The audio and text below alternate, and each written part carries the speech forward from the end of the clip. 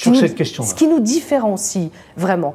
D'abord, comme vous le savez, je l'ai dit sur tous les plateaux, et dans notre programme, nous sommes très clairs, nous sommes absolument déterminés à stopper l'immigration illégale qui est sur notre territoire. D'accord ? Donc pour ça, nous, contrairement à vous, puisque nous avons voté les moyens pour renforcer l'agence Frontex, pour avoir plus de 10 000 gardes-côtes pour sécuriser nos frontières, vous avez voté contre. Mais, je vais vous dire, monsieur Valleyrand, il y a plus important que ça.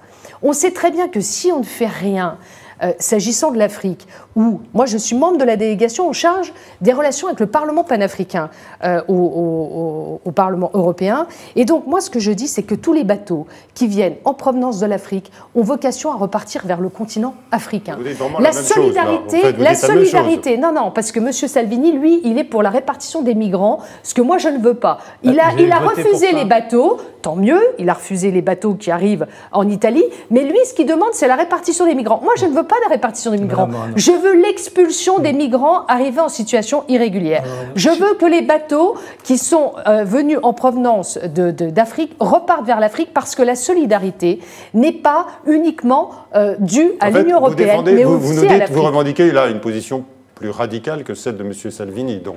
Ah, monsieur Salvini, bien sûr. Oui. Parce que monsieur Salvini, lui, veut répartir les migrants dans les pays de l'Union européenne. Moi, je ne le veux pas. Je veux que ceux qui veulent venir sur le territoire européen... Non.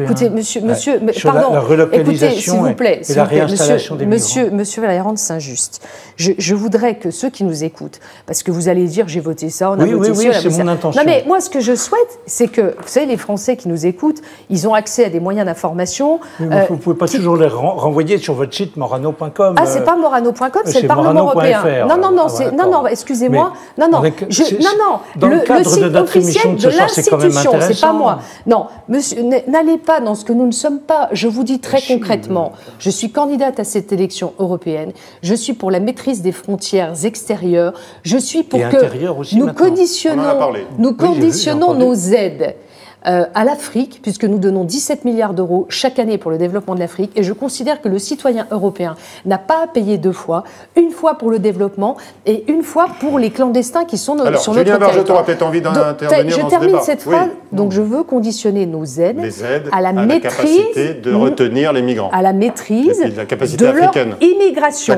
Parce que je veux dire, il y a un grand danger qui nous guette là, parce que là, la vague migratoire qu'on a eu à connaître, c'est pas grand-chose, mais certains veulent inscrire dans nos textes la disposition de réfugiés climatiques. Donc, après l'asile politique, l'asile économique, l'asile médical, on va se retrouver à avoir un asile climatique. Mais là, je peux vous dire que là, ça va être porte ouverte et on ne va plus s'en sortir. C'est déjà compliqué, on ne va plus s'en sortir. Et je suis contre cela.